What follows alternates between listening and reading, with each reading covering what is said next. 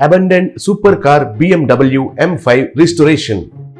अयोध्या के गांव में कुरैशी कहकर एक आदमी पुराने चीजों को खरीद कर बेचता था। वो बहुत अच्छा आदमी था।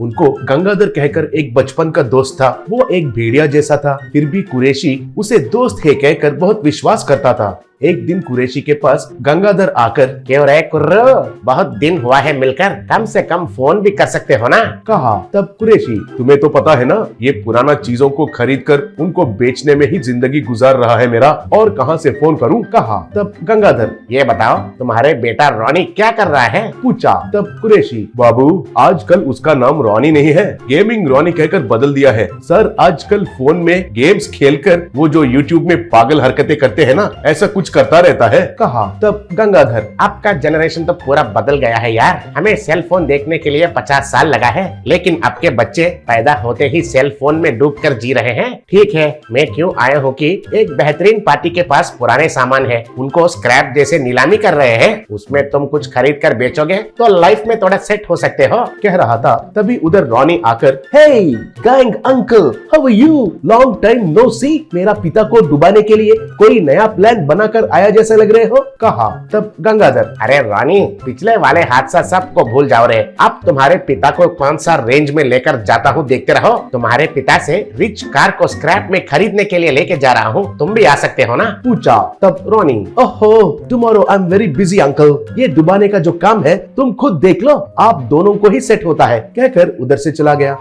बाद में कुरैशी गंगाधर से मिलकर रितेश कहकर एक आदमी के पास आए। तब रितेश से गंगाधर, सर ये मेरा दोस्त है सर, बचपन से मेरा प्यारा दोस्त है सर। आपके पास कुछ व्हीकल्स स्क्रैप में है कहकर सुना, उनको मेरा दोस्त को दिला दीजिए सर, कम से कम इस बार उसका लाइफ सेट होना है। कहा। तब रितेश, अरे तुम भी ना गंगाधर, आपको अच्छा व्हीकल्स दिलाता हूँ, बेफिक्र रहो, कहकर उसका गैरेज में पड़ा हुआ पुराना गाड़ियों को दिखाया।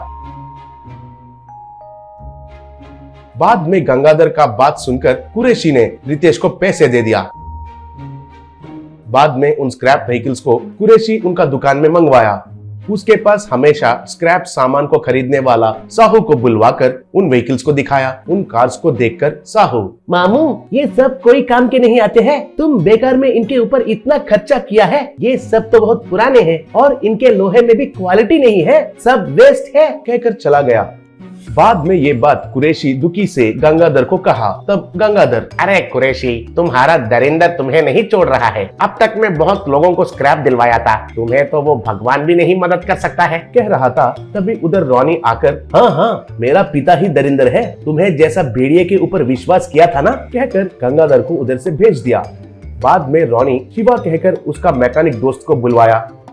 वे दोनों मिलकर उनके शॉप में व्हीकल्स को कुछ दिन तक रिस्टोर करना शुरू किए। एक एक कार को रिपेयर कर रहे थे। उसमें एक सुपर कार BMW M5 भी था। उस कार को रॉनी वाले बहुत पसंद से रिस्टोर किए थे। वो कार बहुत बढ़िया दिखने लगी। अब उस कार में घर जाकर उसका पिता को दिखाया। उसका पिता को चढ़ाकर गांव भर घुमाया। उसका रफ्तार और सुंदरता को देखकर कुरैशी हैरान रह गया।